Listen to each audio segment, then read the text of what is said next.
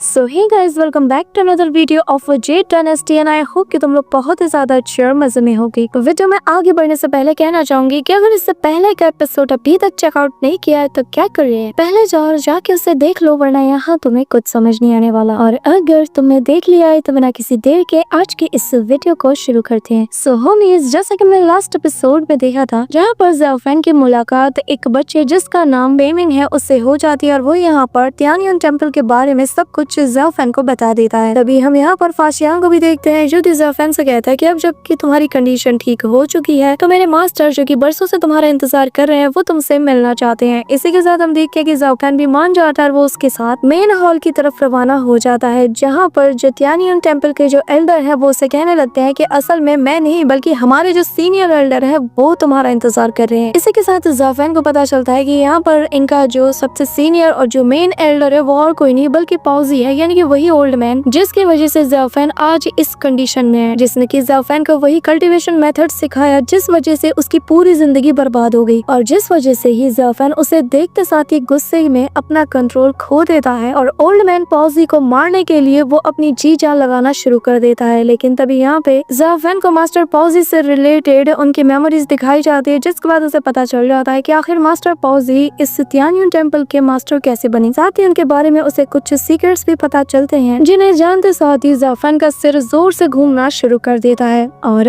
आगे सो होमीज, हमारे इस एपिसोड के स्टार्टिंग में ही हमें मास्टर पाउजी की मेमोरीज को दिखाया जाता है जहाँ पे हम देखते हैं कि मास्टर पाउजी के कंधों में तियानियन टेम्पल की सारी जिम्मेदारियां आ जाती हैं और वो खुशी खुशी उन्हें एक्सेप्ट कर लेते हैं। साथ ही वो यहाँ पर कसम खाते हैं कि आज के बाद से मैं अपने कंधों पर सारी जिम्मेदारियां उठाऊंगा और मैं हर एक लिविंग क्रिएचर को 7 कैलेमिटीज और 8 डिवाइन ट्राइब्यूशन से उनकी हिफाजत करूंगा। अभी यहाँ पर हमें ब्लड डिवोरिंग बीट के बारे में भी बताया जाता है जहाँ पर मास्टर पाउजी अच्छे से जानते हैं कि इसका जो ओरिजिन है वो एक डिमोनिक ओरिजिन है। साथ ही ये बहुत ही ज्यादा पावरफुल है लेकिन ये बाकी के जो लिविंग क्रिएचर हैं उनके अंदर से सारे सिंस को अब्सॉर्ब करके अपनी ताकत को और ज्यादा बढ़ाता है। अब यहाँ पर मास्टर पाउजी अपनी बॉडी को सैक्रिफाइस करके एज अ फाउंडेशन के तौर पर यूज करते हैं ताकि ब्लड डिवोरिंग बीड उनके बॉडी में पनप सके और जिसकी मदद से ये द सिटी ऑफ 10,000 कर्मा को बिल्ड कर पाएंगे। इसी के साथ मास्टर पाउजी जो होते हैं वो इस दुनिया की सारी बुराई को अपने अंदर अब्सॉर्ब कर लेते हैं ताकि इस दुनिया में बस अच्छाई ही बची रहे। इसी के साथ हम देखते हैं कि मास्टर पाउजी इस दुनिया की पूरी बुराई को अपनी बॉडी के अंदर सील करने लग जाते हैं। लेकिन तभी यहाँ पर उन्हें याद आता है कि अगर उन्हें स्पोर्ट्स को मेंटेन करना है तो उन्हें बुद्धिज्म और टाओइज्म दोनों की सप्रेसिंग टेक्निक की जरूरत होगी। इसके साथ हम देखते हैं कि इस टेक्निक की तलाश में ये सीधा अपने किंग एंड सेक्ट की तरफ चले जाते हैं जहाँ पर हम ड्रैगन पीक के लीडर को भी देखते हैं। साथ ही मास्टर दाओजॉन भी यहाँ पे मौजूद होते हैं और उनके बीच इस टेक्निक के बारे में बातचीत भी होती है लेकिन ये मना कर देते हैं और फिर ड्रैगन पीक का जो लीडर होता है वो कहने लगता है कि उम्मीद करता हूँ कि हमारी जो बातचीत हुई है कि बाहर नहीं जाएगी। इसी के साथ मास्टर पाउजी जब अपने रास्ते में होते हैं तो तब हम देखते हैं कि इनकी कंडीशन बिगड़ने लगती है और तभी रास्ते में इनका सामना ज़ाओफेन से हो जाता है जो कि अनकॉन्शियस होकर पेड़ के नीचे पड़ा हुआ था और जिसे देखते साथ ही ओल्ड मैन पाउजी के अंदर जो ब्लड डिवोरिंग बीट की जो इविल पावर है वो उस पर हावी होती है और कहने लगती है बहुत ही जल्द तुम मरने वाले हो और जिसके बाद तुम्हारी ये सारी मेहनत जाया हो जाएगी, तो क्यों ना इस बच्चे को नया वेसल बनाया जाए। जिस पर हम देखते हैं कि जो ओल्ड मैन पाउजी के अंदर उनकी कॉन्शियसनेस थी वो उसे मना करती है लेकिन यहाँ पर उनकी हालत बहुत ही ज्यादा खराब हो जाती है। वहीं दूसरी तरफ ओल्ड मैन पाउजी अब पूरी तरीके से कंट्रोल खो देता है और पागलों की तरह कहने लगता है कि नहीं, किसी को तो कीमत चुकानी होगी और अब बस मेरे पास ये आखिरी मौका बचा हुआ है। इसी के साथ हम देखते हैं कि ओल्ड मैन पाउजी विलेज की तरफ तेजी से बढ़ने लगता है जो देखकर ज़ाओफेन यहाँ पे उन्हें रोकने की कोशिश करता है लेकिन वो यहाँ पर उन्हें छू तक नहीं पाता और अगले ही पल यहाँ पर उस ओल्ड मैन ने पूरे के पूरे विलेज को डिस्ट्रॉय कर दिया था जिसके बाद वो बहुत ही ज्यादा पछताता है और यहाँ पर अपना सिर पकड़कर रोने लग जाता है। इसी दौरान हम देखते हैं कि अचानक से ये पूरी जगह चेंज होने लगती है और ये जो इविल कर्मा के मैनिफेस्टेशंस हैं सभी अब इल्यूजन के तौर पर सभी के सभी ज़ाओफेन की तरफ बढ़ने लगते हैं जो देखकर ज़ाओफेन भी समझ आता है कि ये इविल कर्मा की मैनिफेस्टेशन है। ज़ाओफेन जिन्हें देखकर कंफ्यूज होता है और कहने लगता है कि क्या ये वाकई में वही 10,000 सिटी ऑफ कर्मा है। इसी दौरान हम ओल्ड मैन पाउजी को देखते हैं जहाँ पर वो इस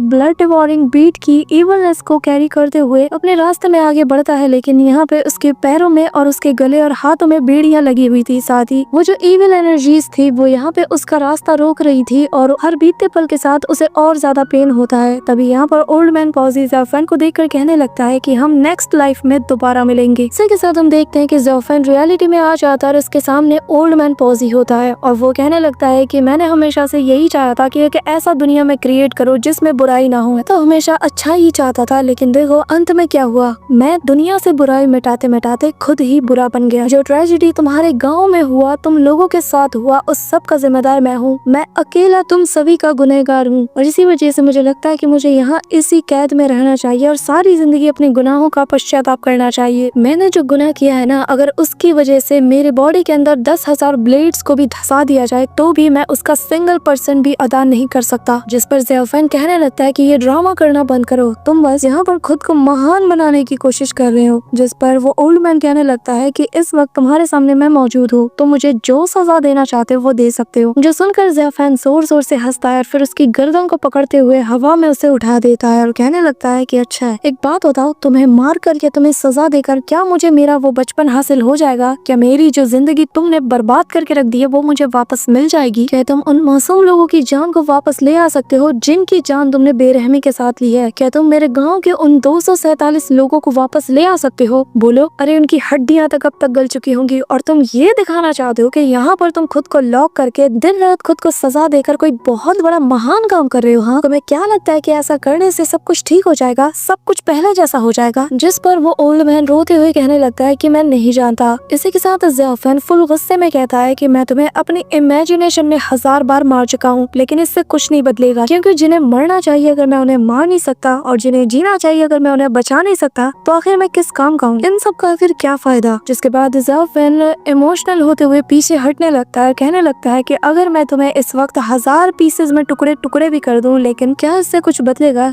क्या इससे वो सभी लोग वापस आ जाएंगे? इसी के साथ हम देखते हैं कि ज़ेफन यहाँ पर रोने लग जाता है। वहीं दूसरी तरफ अचानक से उस ओल्ड मैन की बॉडी में चेंजेस आने लगते हैं और वो रोते हुए हंसता है और तभी हम देखते हैं कि ब्लड डिवोरिंग बीट की पावर भी एक्टिवेट हो जाती है और उस ओल्ड मैन का एक्सप्रेशन भी चेंज हो जाता है और वो कहने लगता है कि इस अनफॉरगिवेबल सिन को मैंने किया है, मुझे माफ कर दो। मैंने तुम्हें गलत समझा, मैंने तुम्हें गलत किया, मैंने तुम सभी के साथ बहुत गलत किया। इसी के साथ वापस से वो जगह चेंज हो जाती है और ओल्ड मैन पॉजी ज़ेफन से लगातार अपने किए के लिए माफी मांगता रहता है और उसके गांव वालों के साथ भी जो उसने किया उसकी भी वो रो रो कर माफी मांगता है। यहाँ पर पॉजी के सेल्फ रिग्रेट होने की वजह से हम देखते हैं कि जो चेन्स अब तक उसे जकड़ी हुई थी वो एक एक करके टूटने लगती है, जिस वजह से ब्लड डिवोरिंग बीट की जो इविल एनर्जी है वो अब उस पे छाने लगती है और यहाँ पर एनर्जी का एक तगड़ा वाला एक्सप्लोजन देखने को मिलता है। ओल्ड मैन पॉजी की आंखें भी चेंज हो जाती है और उसकी बॉडी से इतनी तेज एनर्जी निकलती है जो कि सीधा आसमान से जा टकराती है और हम देखते हैं कि धीरे धीरे उसकी बॉडी से उसका कंट्रोल पूरी तरीके से उठ चुका था और हम देखते हैं कि वो अब भी अपनी लड़खड़ाती हुई आवाज में ज़ेफन से कहता है कि चले जाओ यहाँ से चले जाओ वरना तुम मारे जाओगी, मैं अब इसे और सप्रेस नहीं कर सकता। कि तभी अगले इवल हम देखते हैं कि उस ओल्ड मैन के पीछे उस इविल कर्मा की सारी पावर गैदर हो जाती है और एक जाइंट से डीमन का फिगर लेने लगती है और फिर हमें बताया जाता है कि ये बंदा और कोई नहीं बल्कि इस वर्ल्ड की जितने भी इविलनेस और जितने भी सिंस है उन सभी का मैनिफेस्टेशन है। और फिर वो बताने लगता है कि अब मैं पूरी तरीके से आजाद हो चुका हूँ। यहाँ पर हम देखते हैं कि ज़ेफन उस बंदे को देखते साथ ही अपने वेपन के साथ तेजी से हवा में जंप करते हुए उस पर अटैक करने जाता है, लेकिन सिंगल हैंड से ही वो बंदा ज़ेफन को घुमा के एक लगाता है और वो जमीन पे जा गिरता है। इसी के साथ ही यहाँ पर वो मैनिफेस्टेशन कहने लगता है कि तुम लोग कितना ज्यादा बेवकूफ हो, क्योंकि द सी ऑफ इविलनेस की कोई बाउंड्री नहीं है, लेकिन तुम लोग जैसे कुछ बेवकूफ होते हैं जो कि ये सोचते हैं कि वो अपनी स्टूपिड बॉडी से हमें सप्रेस कर सकते हैं। आखिर तुम लोग ये कैसे सोच सकते हो कि इस पूरी दुनिया की बुराई को एक इंसान अपनी स्ट्रेंथ से अपनी बॉडी में सप्रेस करके रख सकता है। इसी के साथ वो अपना हाथ ऊपर करते हुए कहने लगता है कि एंड में ये कुछ नहीं, बस तुम लोगों की एक नाकाम कोशिश ही रही। इसी के साथ हम वापस से ज़ेफन को देखते हैं जहाँ पर उसने खुद को उसी गोल्डन बेल की मदद से बचा लिया था। इसी के साथ हम देखते हैं कि ज़ेफन उस फिगर को देखकर कहने लगता है कि अब मैं समझा कि इतने सालों से ये मॉन्क जितनी भी इविलनेस को अपने अंदर सप्रेस करने में लगा हुआ था ये सभी कुछ अब बाहर आ चुकी है। जिसके साथ ही हम देखते हैं कि यहाँ पर वो जो इविल मैनिफेस्टेशन था वो अब और भी ज्यादा जायंट होने लगता है, जिस वजह से यहाँ के आसपास की जमीन भी फटने लगती है और ज़ेफन यहाँ पर खुद को प्रोटेक्ट करते हुए उसके करीब जाने की कोशिश करता है। इसी के साथ हम देखते हैं कि यहाँ पर ये जो इविल फॉर्म था वो कहने लगता है कि अगर इस दुनिया में जितनी भी बुराई है अगर वो इंसान इंसान के दिल से ही पैदा हुई है, तो आखिर इंसान को इतना डर क्यों लगता है। इसी के साथ वो 5 इविल एनर्जी वाले बॉल्स को क्रिएट कर लेता है। ज़ाफेन की तरफ उन्हें थ्रो करते हुए कहता है कि ह्यूमन का जो नेचर है वो शुरुआत से ही इविल है। इंसान स्वार्थी और बहुत ही ज्यादा खतरनाक है। इनके अंदर जो नफरत होती है वो इतनी ज्यादा खतरनाक होती है कि इवन की बुद्धा की पावर भी इससे सप्रेस नहीं कर सकती। ये कहते साथ ही वो ज़ाफेन पे अटैक कर देता है, लेकिन हम देखते हैं कि ज़ाफेन अपने उस वेपन को आगे कर देता है और उसके अटैक को डिस्ट्रॉय कर देता है और अगले ही पल वो यहाँ से तेजी से भागता है। पर यहाँ पर वो जो इविल मैनिफेस्टेशन था वो ज़ाफेन पर लगातार अटैक करता रहता है। वो बिल्डिंग्स के ब्लॉक्स को तोड़ते हुए ज़ाफेन को पकड़ने की कोशिश करता है, पर तभी ज़ाफेन यहाँ पर अपने हैंड साइंस को बनाते हुए बहुत से इविल हैंड्स को क्रिएट कर लेता है और उसके पंच अटैक को रोक लेता है। फिर तेजी से अब इस इविल मैनिफेस्टेशन की तरफ बढ़ता है ताकि वो इस पर एक बहुत ही स्ट्रॉन्ग अटैक करके इसे कुछ देर के लिए सप्रेस कर पाए, ताकि इस बीच उसे इसे पूरी तरीके से मिटाने का रास्ता मिल जाए। यहाँ पर हम देखते हैं कि ज़ाफेन लगातार हवा में डॉज करते हुए उस इविल मैनिफेस्टेशन के करीब जाने लगता है, लेकिन ये भी कम नहीं था, वो लगातार ज़ाफेन पे वार करता रहता है। यहाँ पर ज़ाफेन लगातार उस पर वार करता है, लेकिन वो बार बार उसे मार के जमीन पर पटक देता है। लेकिन ज़ाफेन भी जानता है कि अगर आज वो यहाँ पे हार मान जाता है तो आगे चलकर ये ब्लड डिवोरिंग वीट पूरी दुनिया में कोहराम मचा के रख देगी।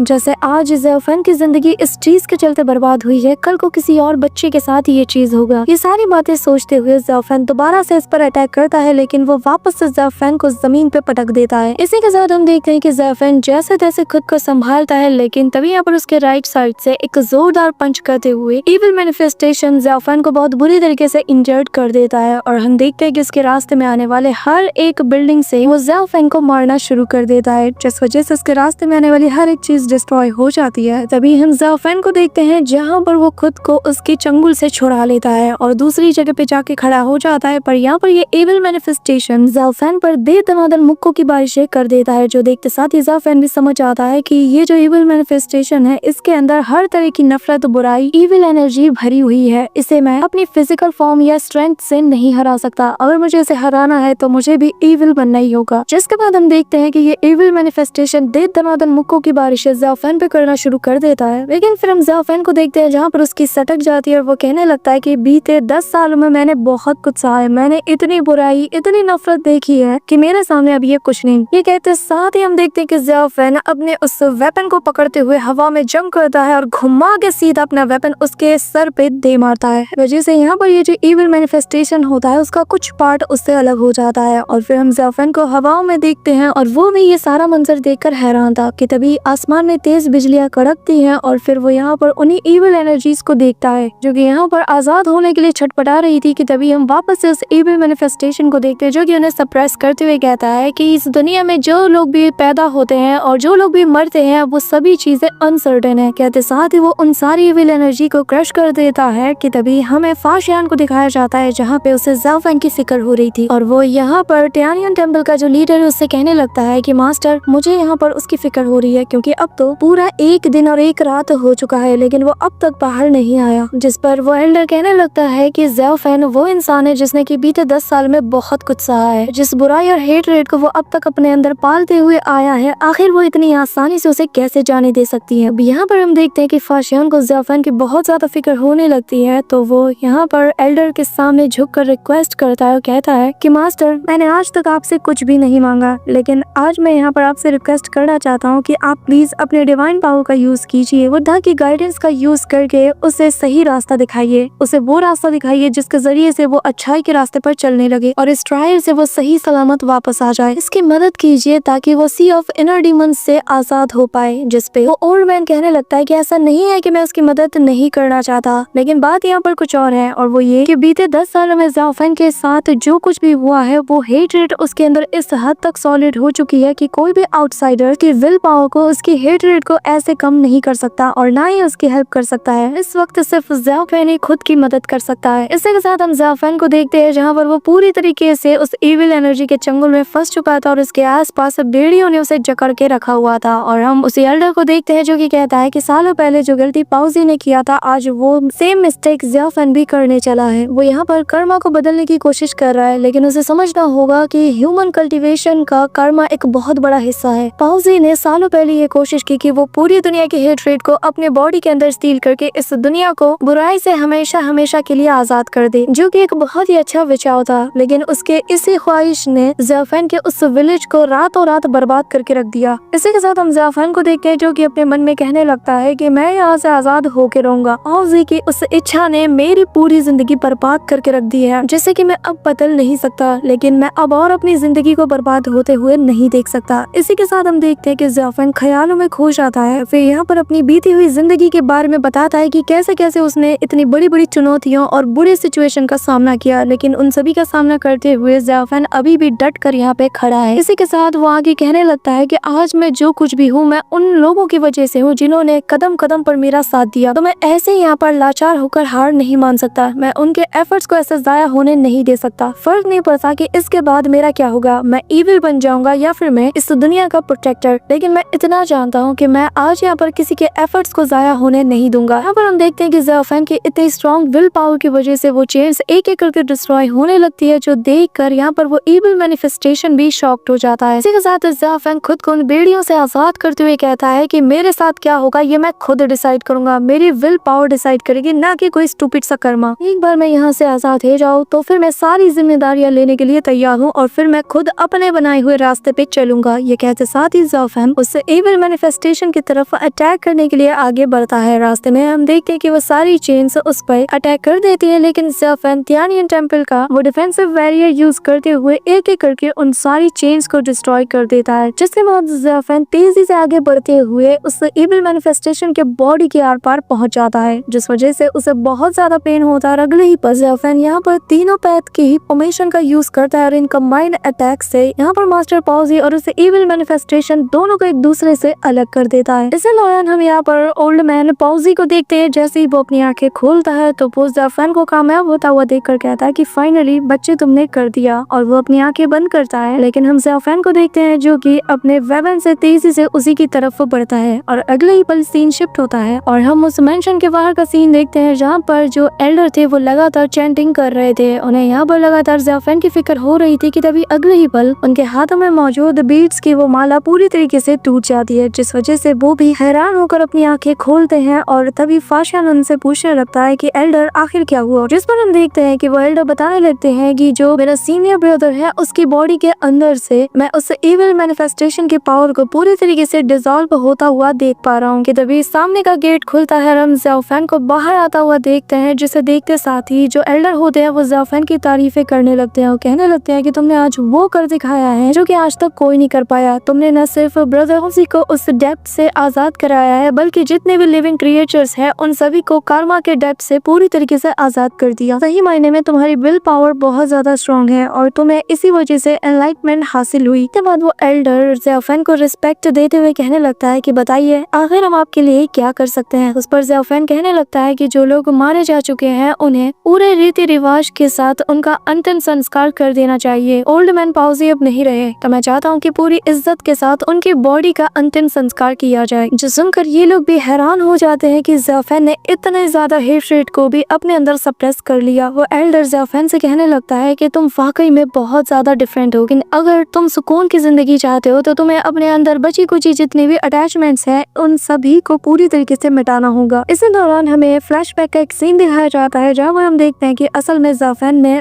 पाउजी को नहीं मारा था, बल्कि पाउजी की मौत नेचुरली हुई थी और ज़ियाफेन बस उसके सामने अपने वेपन को सीधा ताने हुए खड़ा था। उसके मन में बहुत से सवाल चल रहे थे, लेकिन ज़ियाफेन जानता है कि अगर वो भी आज अपने अंदर चल रही इस नफरत की चपेट में आकर पाउजी की जान ले लेता है तो फिर पाउजी और उसके बीच में फर्क क्या रहा। पाउजी ने भी नफरत की चपेट में आकर उसके पूरे गाँव को अनाहिलेट कर दिया। इसी के साथ ज़ियाफेन कहने लगता है कि इस मास्टर और मेरे बीच में एक बहुत ही पुराना रिश्ता रहा है, हम बस एक ही बार मिले और मैं इसके सामने बस एक बार झुका हूँ। इसी के साथ वो यहाँ से जाने लगता है और उन दोनों से कहने लगता है कि ये भले ही मेरा मास्टर है जिसने की मेरी जान बचाई, लेकिन ये मेरा सबसे बड़ा दुश्मन है जिसने की मुझे पूरी तरीके से बर्बाद करके छोड़ दिया। लेकिन ये भी सच है कि अगर ये मेरी जान नहीं बचा पाता तो आज मैं यहाँ पर खड़ा भी ना होता। के साथ ज़ियाफेन आगे बढ़ता है और कहने लगता है कि जो लोग मारे जा चुके हैं वो लोग जा चुके हैं और मैं बुद्धा का कोई डिसाइपल नहीं हूँ, इसलिए मुझे अब और यहाँ पर रुकने की जरूरत नहीं है। मैं बुद्धिज्म की जो रीइंकार्नेशन की वैल्यू है उसे बहुत अच्छे से जानता हूँ और मुझे पाउजी की ये बात हैरान कर देती है कि मौत के अंतिम वक्त तक भी वो इस बात के लिए डिनाई करता रहा कि वो खुद को दफनाना माना नहीं जाता। इससे साबित होता है कि उसका जो रिग्रेट है वो कितना ज्यादा डीप है। इसी के साथ हम फ्लैशबैक का वो सीन देखते हैं जहाँ पर जब ज़ियाओ फैन पॉजी को वहाँ पे छोड़कर जा रहा था तो वो जाने से पहले उसके सामने एक आखिरी बार नील डाउन होता है और फिर वो उनसे रेस्ट इन पीस कहकर वहाँ से चला जाता है। जिसके साथ ही हम यहाँ पर फाशियान और यहाँ पे टियानियन टेम्पल के एल्डर को देखते हैं जहाँ पर वो लोग भी मास्टर पाउजी को रिस्पेक्ट देते हैं। साथ ही यहाँ पर एल्डर कहने लगते हैं कि अब ये फाइनली रेस्ट कर सकते हैं कि तभी हम देखते हैं कि मास्टर पाउजी की बॉडी ग्लो करने लगती है और उनकी बॉडी गोल्डन डस्ट में ट्रांसफॉर्म हो जाती है, जो देखकर एल्डर कहने लगते हैं कि पाउजी लगता है कि तुम्हारी सारी गुनाहों को माफ कर दिया गया है। साथ वो आगे कहने लगते हैं कि उम्मीद करता हूँ कि आफ्टर लाइफ में हमारी मुलाकात जरूर होगी। जिसके बाद हम ज़ियाओ फैन को भी देखते हैं जहाँ पर उसके आसपास भी वो गोल्डन पेटल्स उसे नजर आते हैं, जिससे वो समझ जाता है कि फाइनली मास्टर पाउजी अपने इतने बड़े सिन से आजाद हो चुके हैं। जिसके साथ ही ज़ियाओ फैन अपने मन में कहता है कि मास्टर उम्मीद करता हूँ कि अब आप बिल्कुल सुकून से रहोगे। तो गाइस ये एपिसोड तो यहीं पे एंड होता है, लेकिन अगर तुम्हें नेक्स्ट पार्ट चाहिए तो जल्द से जल्द इस वीडियो पे 4K लाइक्स और 400 कमेंट्स कंप्लीट कर दो और जितने जल्दी ये टारगेट तुम पूरा कर दोगे उतनी ही जल्दी तुम्हें नेक्स्ट वीडियो देखने को मिलेगी। So that's it for today guys. I hope कि तुम सबको आज की वीडियो काफी ज्यादा पसंद आई होगी। अगर हाँ तो वीडियो को लाइक करना, चैनल पे नए हो तो सब्सक्राइब करना। तो मिलते हैं नेक्स्ट वीडियो में, तब तक के लिए बाय।